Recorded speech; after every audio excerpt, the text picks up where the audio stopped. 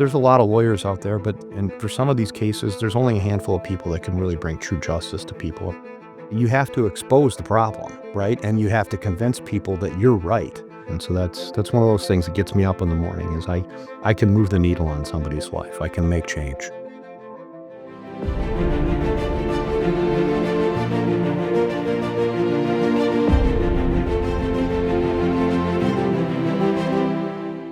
My name is Ben Crane. I'm a partner in the law firm of Coplan Crane. We focus largely on cases of catastrophic nature, people that have been injured severely or killed in all sorts of different varieties of ways, medical malpractice, cases against the railroads, against the airlines, trucking cases. And we know that people have been prevented from being harmed because of the work that we've done. And if we can make that change, that brings me some measure of joy. The first case that comes to mind is a case that happened in Chicago. It happened at a railroad crossing in the middle of a big, busy neighborhood. I was hired by a group of families that had, there were 2 kids that were killed, and there were 2 that suffered brain injuries, all in this car that had gotten confused and drove onto the tracks. And that collision happened in 2015. And after we got retained on that case, I went out to the site and I could immediately tell that there was a big problem that needed to be fixed and people were going to get caught again. And I wanted to prove this point to the railroad and frankly to the whole community if I could. And so we basically put this railroad crossing under surveillance. It focused in on the part of the crossing where cars were getting caught repeatedly in this spot. And we taped it for 4 months. And the video that we put up is very, very helpful in proving that case and then proving the pattern and the consistent hazard that was there. And since that time, they've gone and completely redone the entire crossing, almost entirely eliminated this hazard. They changed the way the trains are running in the area. They've completely reconfigured the crossing. And, I know the work we did in no small part brought that change about.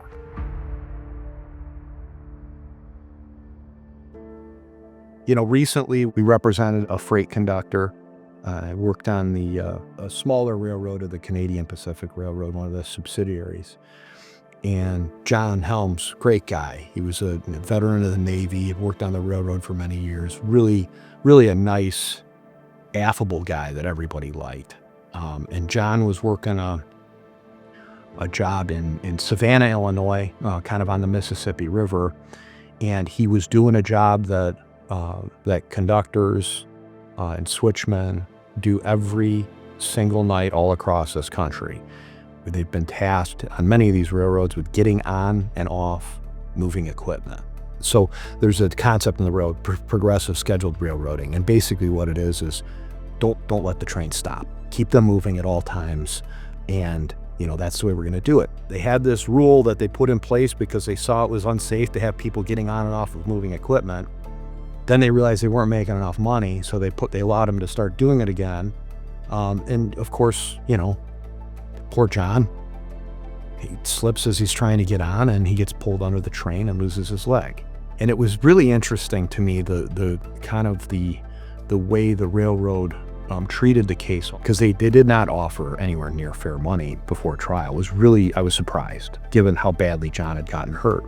The case was tried in a small county, one of the smallest counties in Illinois, and the railroad didn't think that small town America thinks a lot about safety, and this jury did. They awarded $25 million, and John's going to be taken care of for the rest of his life, and he's going to do a lot of good with it.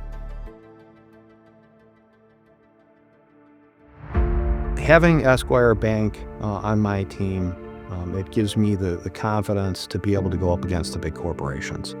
I know that my banking needs are going to be met. I know that when push comes to shove, they're going to be behind me.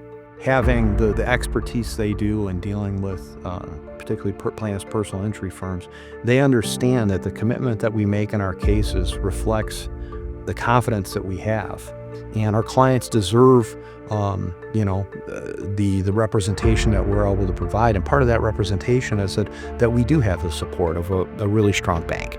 And we're going to be able to effectuate a lot more change for people with the bigger cases that we have.